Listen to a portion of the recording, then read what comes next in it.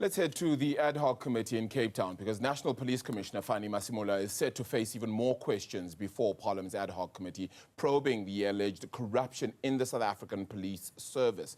In his first appearance yesterday, he gave testimony on the inner police workings. Zoleka Qodashe sat through those proceedings and joins us now live from Parliament. There are distinct linkages to the story we've just been speaking about, and the National Commissioner yesterday saying he's not as involved with regards to those raids as some may have perhaps thought. Good morning, Zoleka. Good morning, Arabile. That's correct. He essentially said that particularly in light of the attempted raid at the policeman, or rather the Minister Senzo Mkunu's home, who's been placed on leave of absence, that essentially he was also alerted that morning, which was yesterday morning, as well as the raid on his deputy's home. That's Deputy National Police Commissioner for Crime Detection, Shadrack Sibiya. And so he also said that he didn't know whether there was going to be any other attempt to raid the home of Senzo Mkunu after that failed attempt yesterday. Now, what he's also been saying before the ad hoc committee was responding really to questions that were posed by the chief evidence leader, Advocate Norman Arendse, in relation to some of the challenges that are faced by the police service.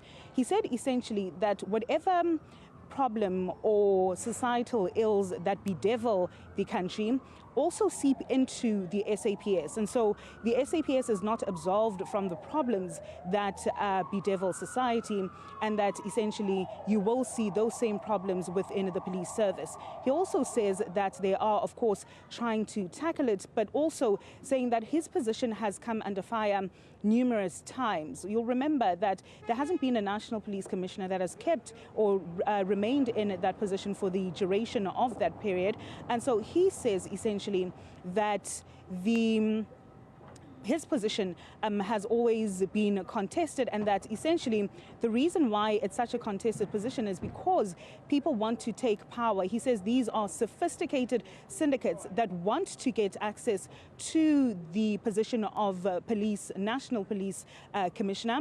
And so even though the president has the powers to appoint him, there's always moves to ensure that he does not remain in that position. But I think what has been the central issue in relation to the top cop in the country, Fannie Masemola, is in relation to the disbandment of the Political Killings Task Team. You'll remember that even before the Commission of Inquiry that's investigating allegations of criminal infiltration within the criminal justice system, he has previously said before that fact-finding body that the minister did not have the powers to issue a directive for the disbandment of the Political Killings Task Team. Now, what Arendse attempted to do yesterday is to ascertain really what role he played in that disbandment of the Political Killings Task Team. And also what was important that was asked is the role of Shadrack Sibiya in the disbandment of the Political Killings Task Team.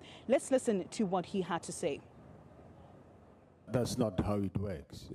Even myself, I can't just go into a province and say, no, I want that docket. What would be the reason? You must consult the provincial commissioner and tell him why you are doing that which you are doing.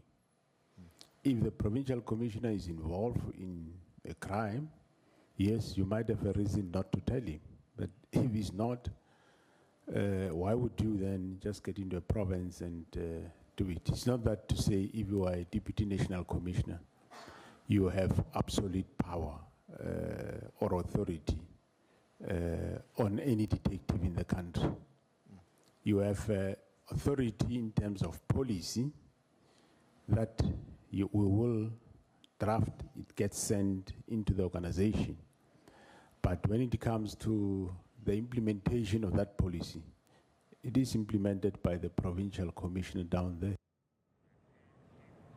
Masemola also says, Arabile, that he actually reached out to the president on this matter, who said that he wasn't aware of that directive but would speak to the then police minister, Senzo Mchunu. He also says that he agreed with Masemola that if that was to be done, then the phased down approach or phasing out approach would be the best tactic to use. But what we're expecting today is that Masemola will face questions from MPs who seek clarity on his evidence in chief that he submitted before the ad hoc committee yesterday.